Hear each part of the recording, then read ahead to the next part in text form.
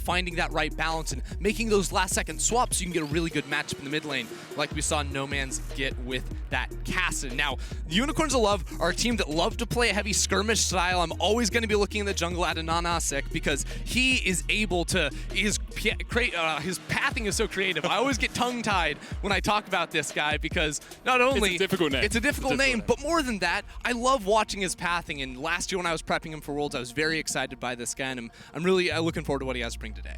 I will say, Ender, having cast him a few times in the past, AHaHaCiK.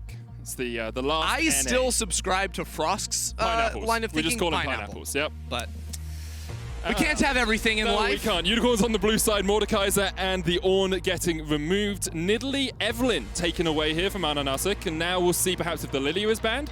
Graves removed by the Unicorn, so that does mean the Sett Ekko combo that we saw PSG use so effectively yesterday is still available for Uniboy and Kongyue.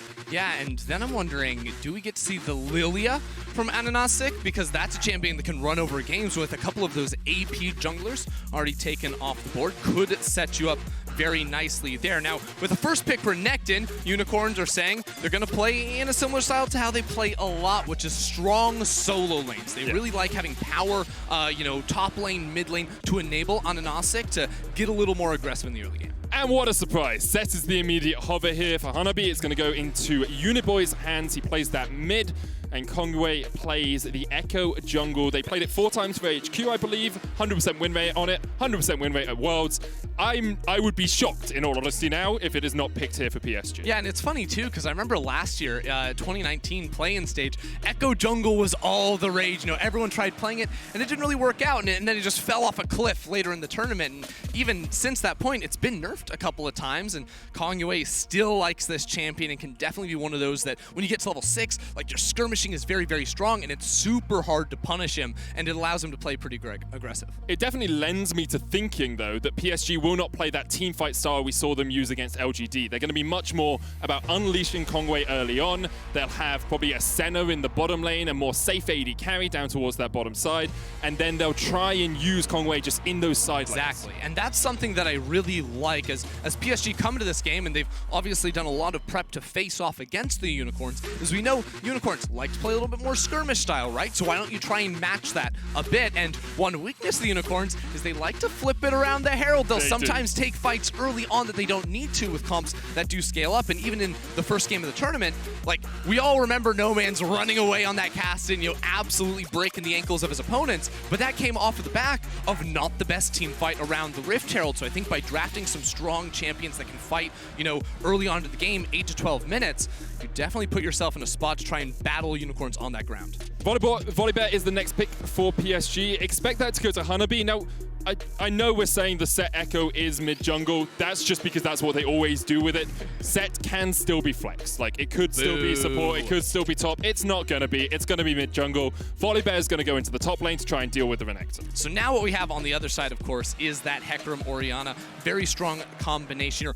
Bot lanes remaining very untouched, and this has been an evolution I've seen in draft phase kind of globally, as early on in the year, even early on in Summer Split, it was all about drafting, very strong AD carries. Like, remember Caitlyn, remember Ashe. Even LEC Playoffs was all about that. Exactly. Ashe, Caitlyn priority every game. And before that, we had like Varus and Senna in the bot lane be very, very high priority. But as we see so much more focus on banning out pivotal junglers, you focus on getting these strong junglers early on, we see AD carries and supports pushed later and later into the draft. And what this means for PSG, at least, is likely to be able to find a counter pick in the support role for them. They're taking away a lot of these hook champions for the time being, and I mean, they'll get to reveal whether or not this Orianna is going into the mid lane or the bot lane from the Unicorns. Actually taking away Kaiwing's Thresh, because Santos is really good at Thresh as well. Like, Santos is undefeated on Thresh throughout the season, has a 10.4 KDA. Kaiwing's lost 2 games, I believe, on it across his 10 games as well. So both of them Thresh aficionados. Jhin is the expected pick here for D. We saw him play it yesterday when the Senna was removed. Now, the thing with D is, I looked through some of his stats and he is unimpressive. 20% of his team's damage share as an AD carry, that's quite low. Although he did play 1 game of Senna, so that equals it out a little bit. However, what he does do well is let his team play around him, right? Kaiwing protected him really well in team fights, and all you need to do is get that fourth shot off a couple of times, and then you're really impacting the fight. Exactly, and right now with PSG's comp is you've got a very scrappy comp, you know, 3 melee champions really bolstering you up on the top side of the map, and now they need some long range and some solid long range initiation, I think, especially in the support pool, depending, I mean, if you wanted to put the Sett bot lane or not, because I think if this Orianna is itemizing, you know, into the route of like the Hextech GLP, like that's so effective against melee champions, the long range slows, and with a Swain too, we know that can actually go both places in the bot lane, either carry or support. This could get interesting. I mean, we've already seen Gadget play the Orianna once in the bot lane today, so it could be even Swain mid with the Orianna going down towards the bottom side. If it is a Pyke, the expectation is Swain Pyke in the bottom lane. I prefer a Rakan. I think it gives you a little bit more follow-up engage with the Hecarim, but also it denies that long-range engage that we were talking about from PSG, the ability of Rakan to get onto that backline. All right, this is really, really interesting now because Swain is so effective against low-range compositions where you can stick 3 people on him. He gets that massive drain. It's very hard to take him out with any sort of long-range sustained damage.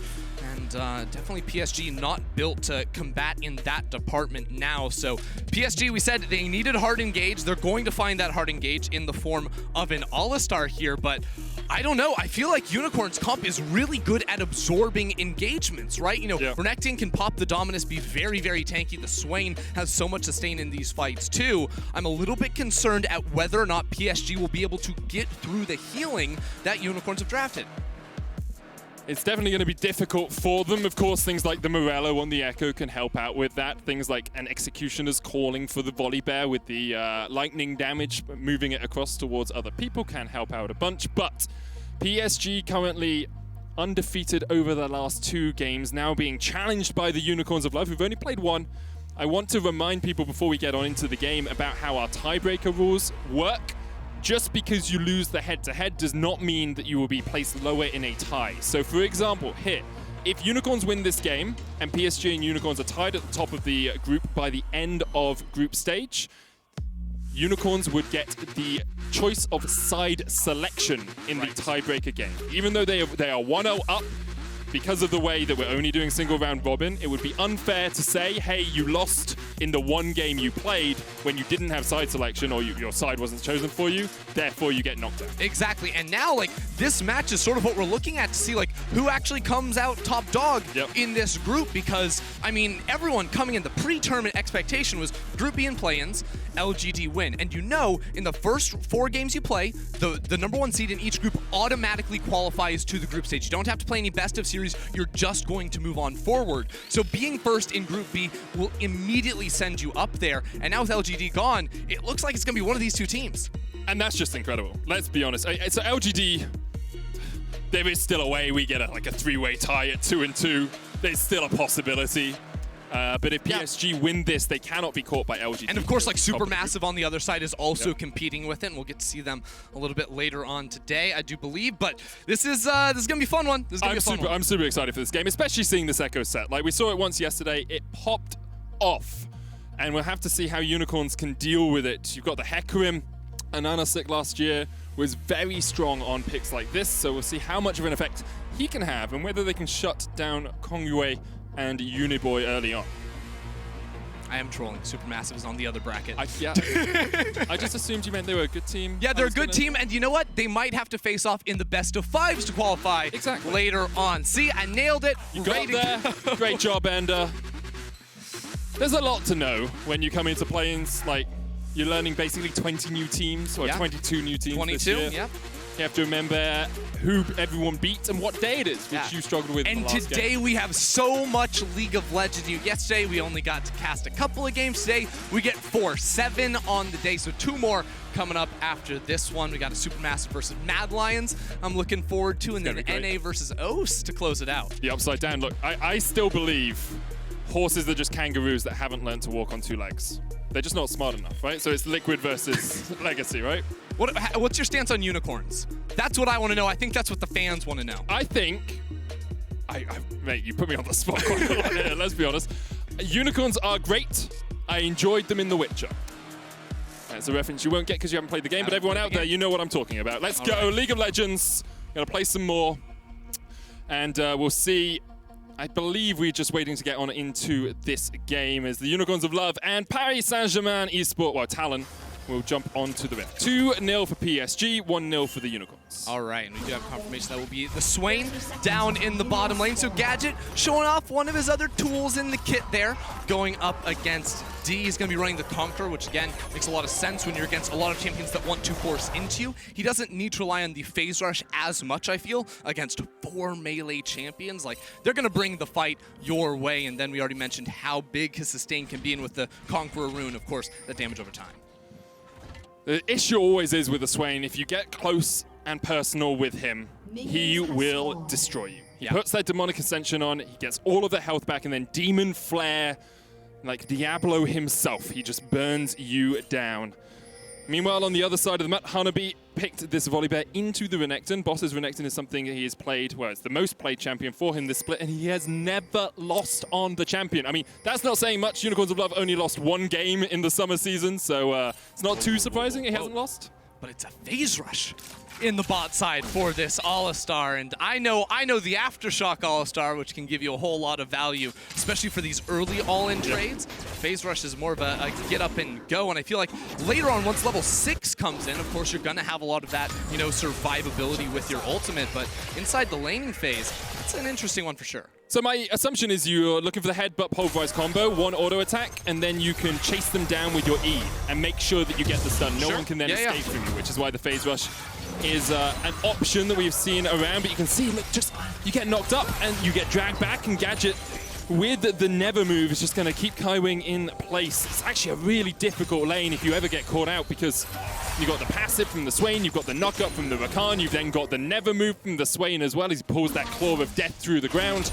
You're going to be stuck in place for a long, long time. Yeah, and this Swain pick has been one that has been, you know, floating around for a little while in the bot side, both in the, you know, carry position and the support position. And whether or not, whichever way you're pairing it, you want it with CC early on, because of course that passive pull offers you so much, and that chain CC whenever a jungler wants to show up as well. I mean, just consider a level 6 Hecarim runs into this bottom lane, he lands his Fear, which is the size of the entire lane almost, and then that's in another immediate CC, so the chaining can be very, very difficult, and something that, I mean, you need a cleanse to deal with.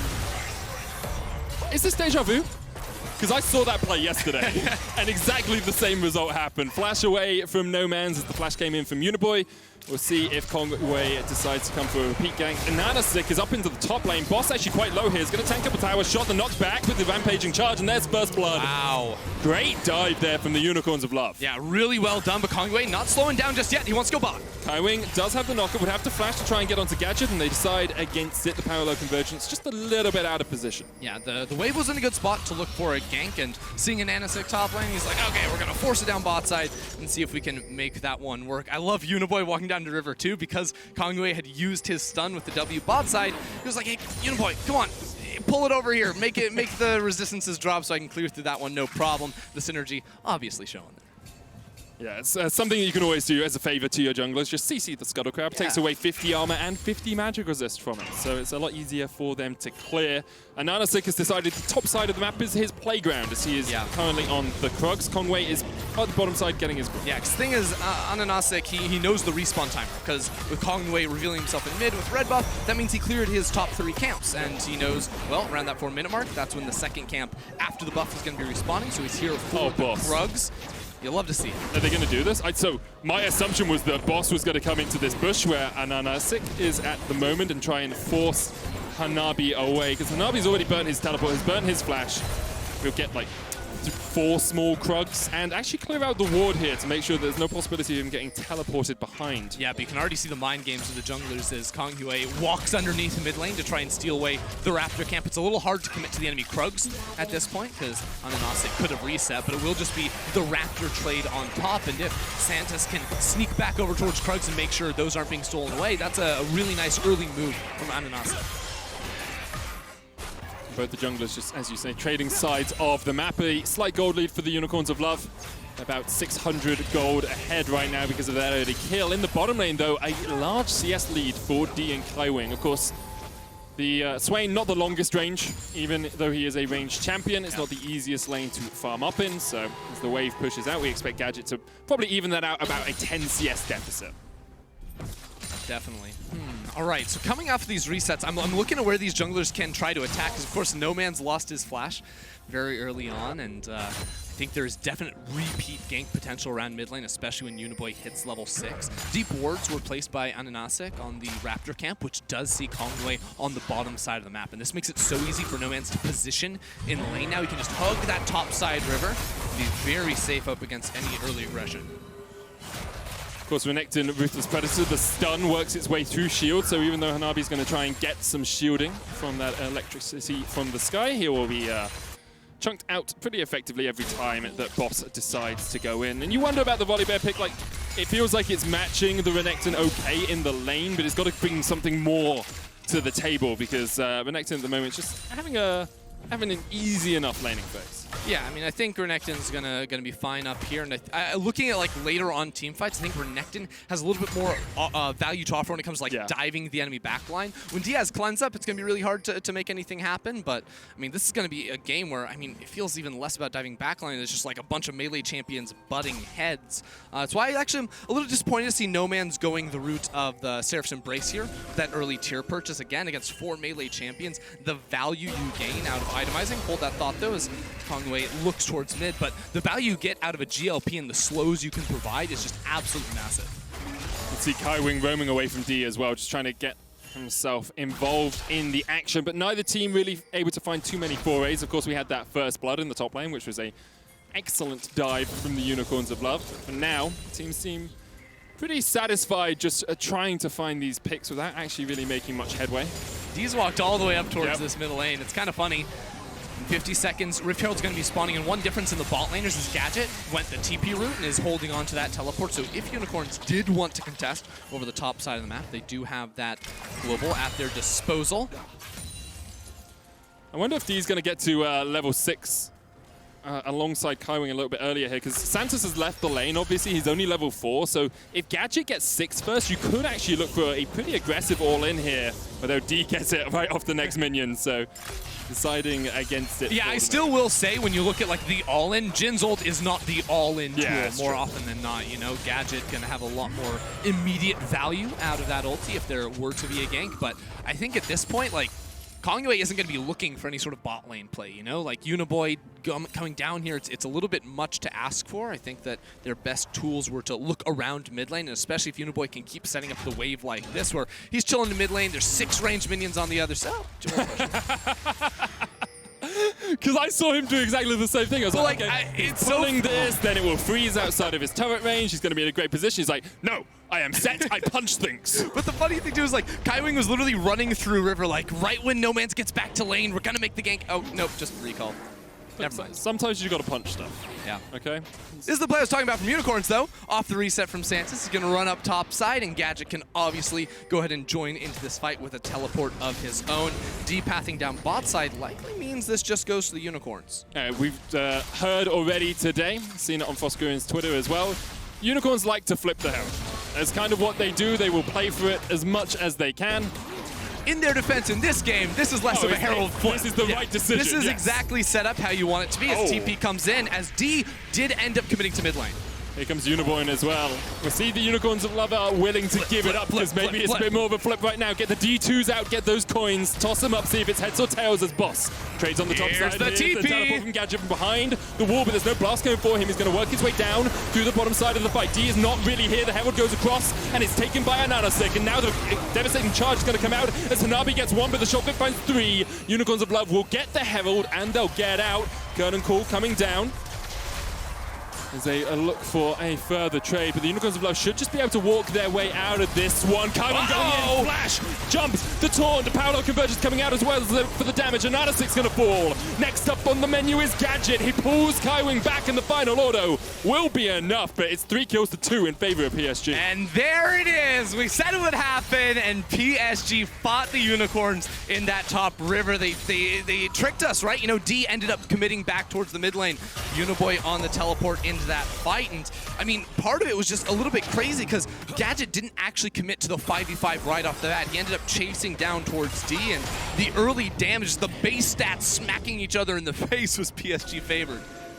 It's a little bit of a chaotic fight. Yeah, because again, the important thing is Gadget, who just ran off your screen, he's not in this fight. So the Smite Steal does come through from an AHaHaCiK. He's able to pick up the Rift Herald on top of it, but Gadget's over here. Like, his ultimate is so massive against all those melee champions, but he's not able to commit anything onto D, who doesn't even use a summoner spell. It really feels like here Unicorn should just... Kaiwing. Ooh, the express pathway. W to Gadget, Q flash onto the other two. Backliner sets up for Kongyue to finish him off, and that was very well played. I mean, it's really good from Kaiwing. Totally agree with you, but Unicorns, they get the Herald. They are out of the fight. They can walk down towards their mid lane tower, and then they're like, nah, man, gotta fight a little bit more here. They got 1 kill out of that. 3 went over to PSG, and it's about a 400 gold lead for the Unicorns. And they do have the Rift Herald, and there are still plates for the next 3 minutes, so they should be able to get some of that extra gold back in their pockets.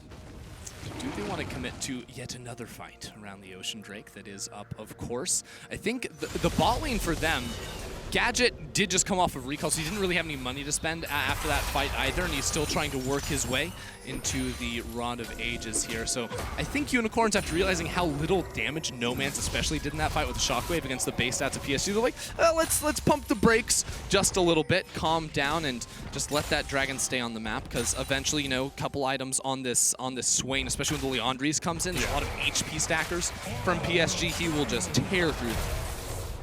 And the big thing for PSG is Kongyue picked up a kill, Uniboy picked up a kill, so they are well and truly off to the races in terms of their itemization. The Runic Ekko is complete on the Ekko himself. Perhaps look for some of these plays, but the problem is that there's Flash is still available for Nomanz and Gadget, so it's actually a lot harder for Kongyue to find a pick. So he's going to try and fight over this Scuttle Crab right now. Gadget was on his way up from the bottom lane. D and Kaiwing waiting in the wings, looking to see perhaps if they can catch out Gadget. Here comes Kaiwing, they're going to dive onto Gadget. The root comes out, Kaiwing never moved, flashed away from, he's going to pull back Kaiwing now. As Gadget had to burn his flash. The Scuttler still fought over here on the top side as the base breaker comes in. Showstopper already used. Kongwe's going to get Shockwave. There's a TP. His Chrono Breakout and just about gets it. And now here comes the TP. Gadget on the backline with the Demonic Ascension. Trying to get that flare off as Hanabi dives towards Santos. Gadget pops. Look at the healing. Curtain Call coming out. Gadget healing up. Nomanz almost down. Gadget's going to take a final shot to the back and he will fall. 1 kill to PSG. PSG, they're fighting the river. They know they have the TP advantage, and Unicorns of Love are not doing their due diligence right there. Hanabi is able to come into the fight. Voss cannot help out whatsoever. And even with the damage Gadget was able to do, the time he was able to buy, PSG are the stronger team. But Boss has not been that involved. He is now 0-1-1. He's got 4 plates. He has a Blade of the Ruin King complete. He has a 40 CS lead. Like, this Croc is a monster. Yes, but he's not in the fights. But he will be next time. Get him in the fights. He's got to be there to make that work, because you're totally right. He does have a large advantage, but now this Herald goes in the top lane to break 1 plate. Like, these types of moves don't seem like they're all adding up now for the Unicorns. You throw so much into getting that Herald. Why are we just using it for a single plate on a tower that was destined to fall? I understand, brother. I agree with you. Perhaps it could have been better prioritized, or perhaps we were saying it's 30 seconds before the turret plates fall. We have it right now. I'm not saying it's the best play. All I'm saying is it is a play. You're right. Reasoning. You're right. It is a play. Trinity Force on its way for a AHaHaCiK. Nomanz has the service. I keep failing that. I keep getting to the middle of it and then forgetting to emphasize the last nah. Every single cast with him, always going to be a pronunciation manual, but now we're back into standard lanes for the time being, but the big difference, one of the great strengths of having a Swain in the bot side is he is so self-sufficient because of how long he can actually stay alive. So Santos is never down here bot lane. He's always trying to make those moves towards mid, but I think what maybe he doesn't realize is that Uniboy, very self-sufficient in mid lane. He's a big old tank. You can't really cut through his health bar too quickly either. So Unicorns, it's much more about setting up vision and making sure Kongyue can't get too much further ahead, because he's already 2-0-2, and we saw how he was completely able to take over the game on that same champion yesterday. Uniboy is he's gone a bit thrift shopping here, Ender. He's got his boots, his belt, his skirt, his vest, a shield, and a bit of fire. And a bit of fire, you know. Like, do you ever Katniss Everdeen. buy some fire?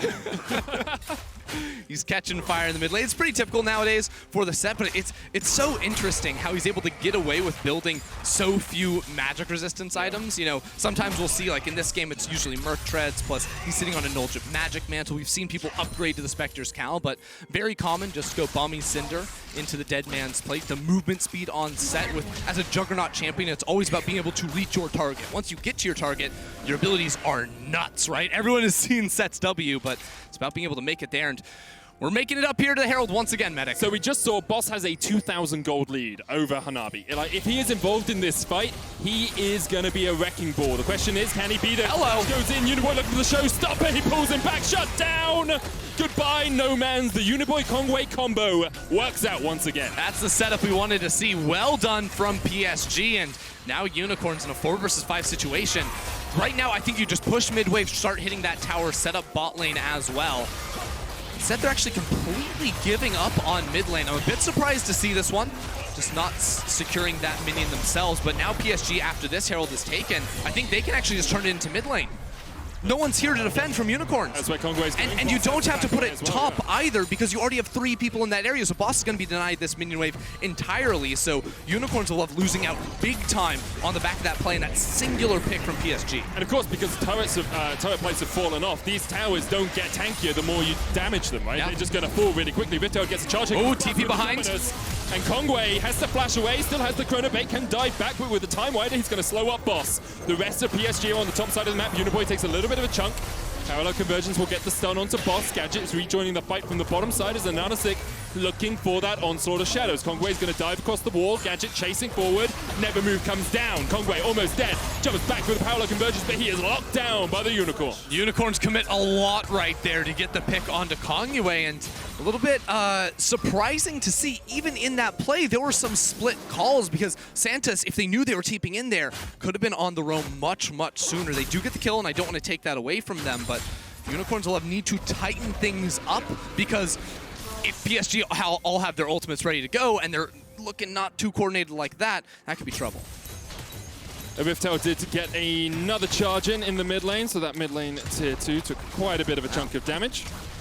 So we are 17 minutes into this game, 1,500 or thereabouts the gold lead for the Unicorns. We have another dragon coming up in 30 seconds. It's a cloud, which means either Infernal or Mountain will be our soul today, Ender.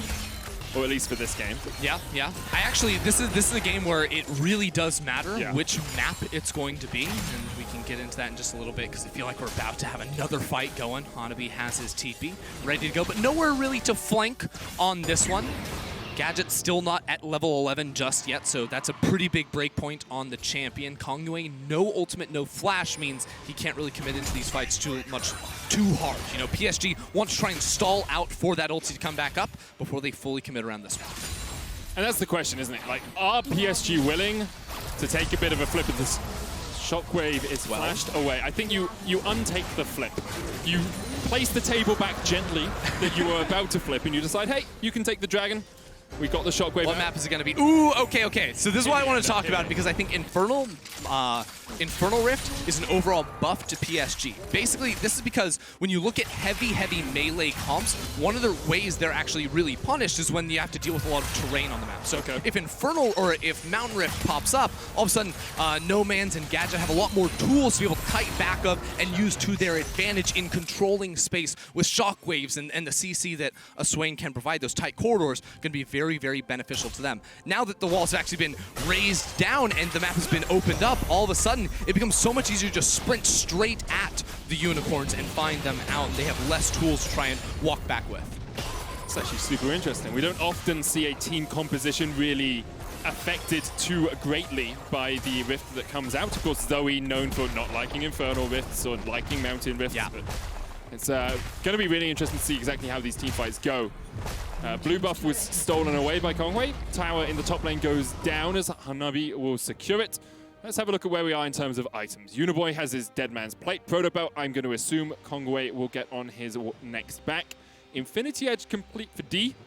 And the Rod of Ages, Liandry's on its way for Gadget. Liandry's also almost complete here for Nomanz. He has that Blasting Wand and the Haunting Guise already in his inventory. Yeah, and this is something I talked about a little bit earlier, but it really is two items where I think the comps start to diverge pretty heavily in terms of like power. Because two items, you just said, the percent HP burn damage in these long fights against a lot of tanky members is going to benefit Unicorns a whole lot. And the other thing is, when you run multiple tanks in your comp, you have to split your resistances, right? So it's not like you can just pile up a whole bunch of armor. You have to go one armor item, one MR item usually, whereas carry champions just get to go all in on that one big stat, which is usually going to be the AP here for both of those two champions. So two item fights could be rough. And that's why PSG are looking to fight down bot side early, but Gadget should be able to get out of this one. Yeah, Gadget just walks away at the end there, is able just to escape and actually uses the Vision of Empire to get himself a passive proc.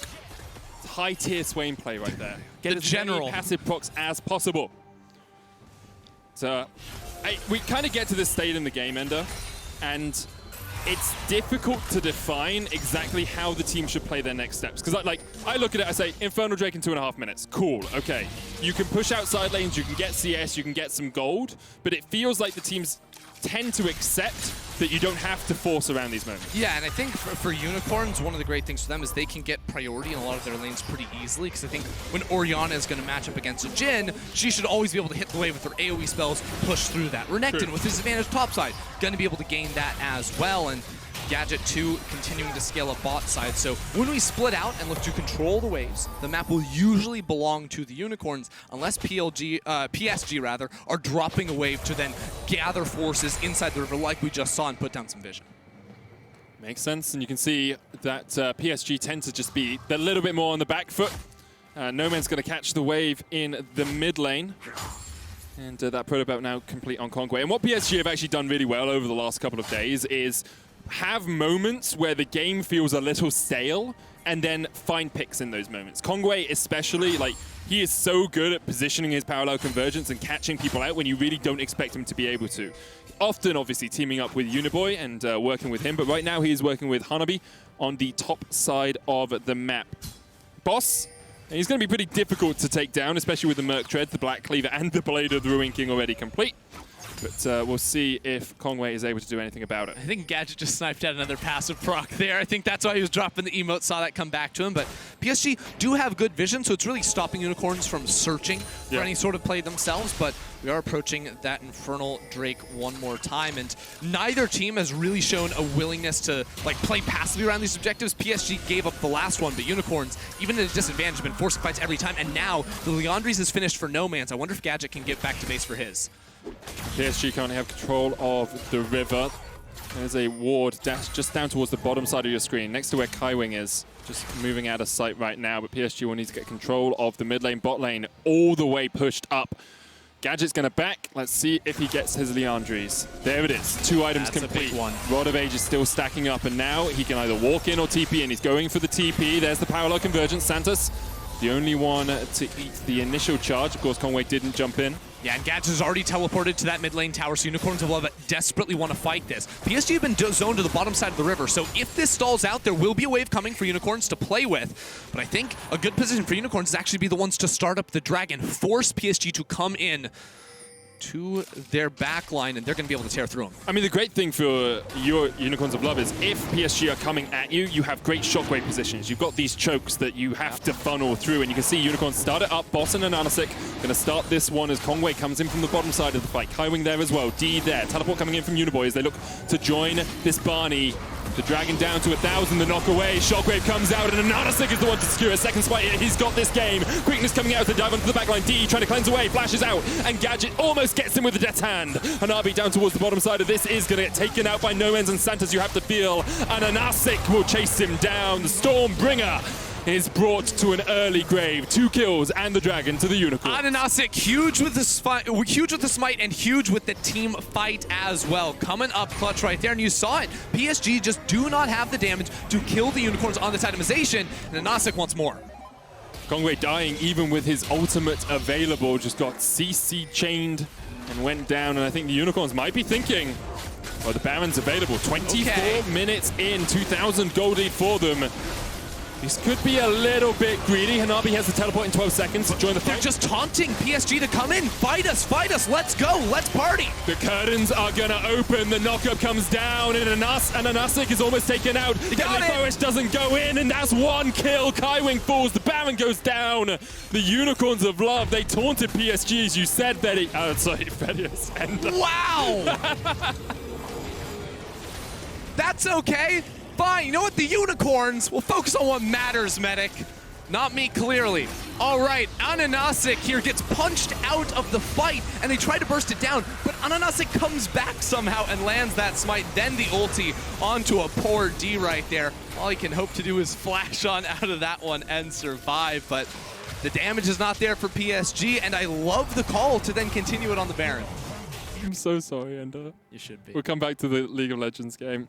So, yes, Baron now on boss. It's almost 3 items, gone on his way to his death dance on this Renekton, and there's a 4,000 gold lead for the Unicorns. And the question coming into this game was, can Unicorns show us what PSG showed us yesterday? Can they show us that power, that consistency that PSG showed by beating LGD? Well, Unicorns are about to beat, well, Unicorns are in the lead versus a team that is the only team that's undefeated in this group. And the reason, like, Unicorns, I think their composition works so well into what PSG have to offer. I think Unicorns correctly identified how strong they are on their item breakpoints. So very good team at fighting around those timers. Of course, we mentioned the 2 Leandries, and now it's just, how do PSG really come back? Doesn't feel like they can force the fight and walk into the swing. The pivots in the draft to Gadget, the Orianna in game 1, the Swain in this game here have really been a curveball the teams haven't really figured out how to deal with. Unicorn's going to take that top tier, bot tier 2. They're now looking for more as they go into the inhibitor line. Boss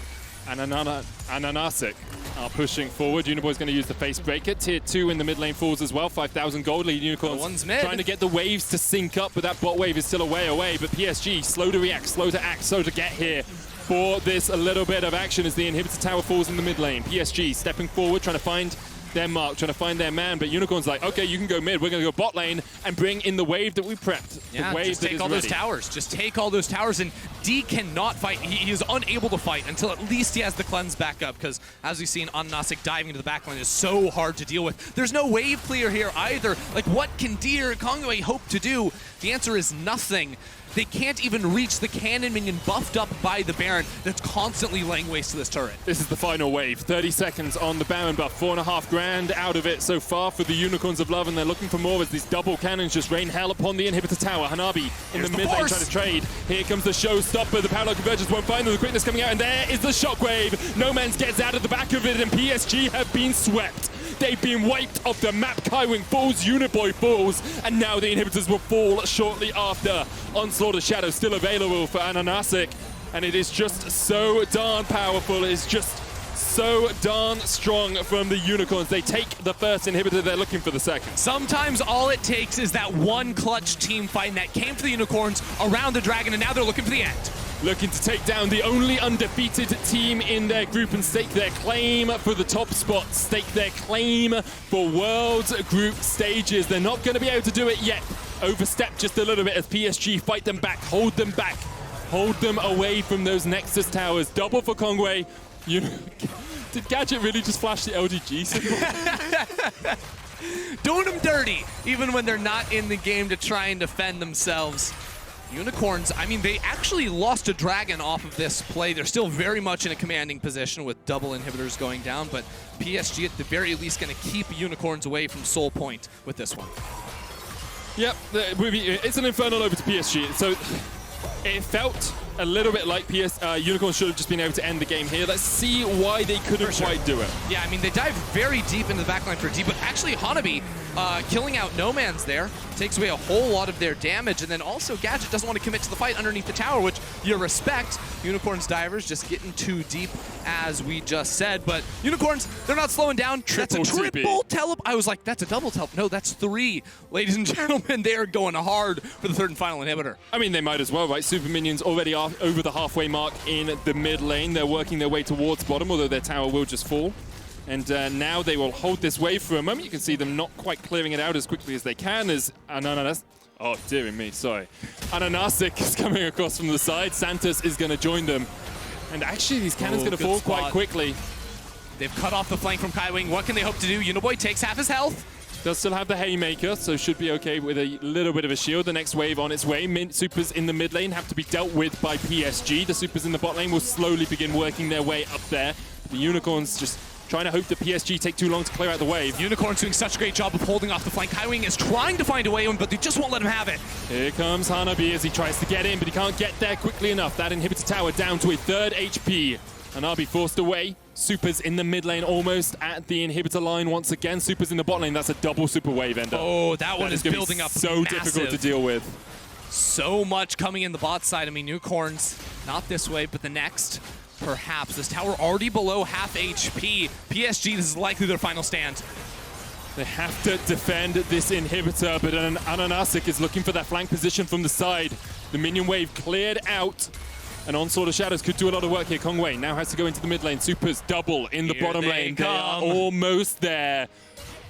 And no one can clear them out quickly. It's not like you can just instantly delete those minions. Uniboy loses the W on that one. The supers are inside of the base. The wave is here for the Unicorns of Love. This is it, Medic. It's an army of minions. It's like we're watching Despicable Me right now as the minions continue to just do the bidding of the Unicorns. Onto the Nexus towers as the engage happens. Kaiwing tries to get on the backline, but the shockwave hits 2.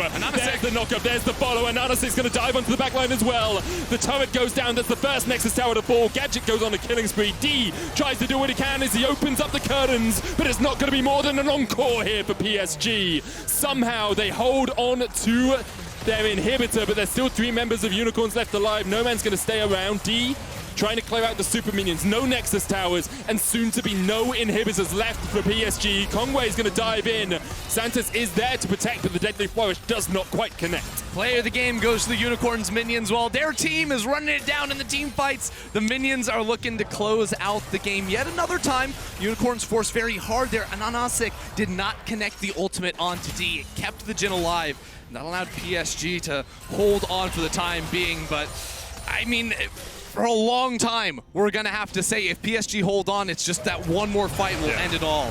Have another look at this. You can see Gadget on the front line with that demonic ascension. The shockwave is great as well. Yeah, the shockwave does hit 2 at the top, and this is what I was talking about on the right side. AHaHaCiK doesn't catch D. He will fall down, and Kaiwing also burns at the end. Gadget flashing on in there, but unable to sustain on through. It's a close fight, but... The problem is it's close fights, but PSG are losing objectives while it's happening, right? You lost triple inhib, you have no Nexus towers. If you try and push out, you're going to lose your Nexus, and if you don't try and push out, you're going to lose the Baron. So it just becomes this catch-22 for PSG where every decision they make has to be absolutely perfect. The good thing for them, I guess, is the Unicorns of Love don't have their teleports right now, so we're not going to see a TP backdoor. Although I'm sure all of the world's audience out there watching is looking forward to that possibility. Kongyue, can he find the steal? This would be a game-defining moment for Kongyue, but already the shockwave comes out. He has the Chrono Break, he has the Power Low Convergence, here's the TP from PSG. They're looking for this fight. 3 members of the Unicorns on the back of the pit as here comes Gadget with the Demonic Ascension. They're looking for the knock-up on him, and AHaHaCiK is going to be able to get the Baron. And now the fight really begins as Gadget continues to step forward. Kongyue jumping in from the side. Hanabi trying to keep an AHaHaCiK away from the fight. Nomanz can TP into the base. Nomanz can TP into the base if he wants. Gadget goes down first. Deadly Flourish misses. Nomanz back, and he TPs into the fight. He wants more action, and AHaHaCiK is trying to dive forward. But the Unicorns lose one, get the Baron, take a kill. Yeah, Nomanz was just waiting a couple seconds for the teleport to come back, and PSG don't have time to go to Fountain and sustain. They're going to have to turn and fight because the minions are here, and there's no towers on the Nexus. You just can't do it. There's no way they can defend this. Kongyue dives forward, pops the stopwatch, but the super minion's going to do so much work. The shockwave finds 2. Hanabi taken low. AHaHaCiK trying to get onto D. The Deadly Flourish connects the shutdown as Boss takes the kill. Now the Nexus has to be the target. It's a double for Boss. He's showing up right at the final moments of this game, and the Nexus will fall, and Unicorns go 2-0 in their group. It took them a couple extra tries right there for the Unicorns, but they looked good through that game and close it out with a win. This group is completely wide open, Medic. It's a good one. It's just incredible that, like, PSG or Unicorns are likely to go straight into group stage. Like, that's what's happening now. At LGD, like, they could possibly catch, but it's, like, quite unlikely that Unicorns and PSG drop the rest of their games. So it is so surprising and so great to see these regions that have been so close so many times. Unicorns last year against Splice just didn't quite make it in. They went to all 5 games. Vega Squadron last year at MSI against Fengvu Buffalo went to all 5 games, and here they have the opportunity to dodge all 5 games. Exactly, it's that cheat code. You go first in the group in play-ins, and you go straight to the main stage, to the group stage. And Unicorns, I mean, I think we've seen them in a couple moments, right? With some decent fights around that dragon. It was a big turn for them that looked really good, and sometimes just those one big team fight, that's what's able to change it. Well, we are going to check out Unicorns of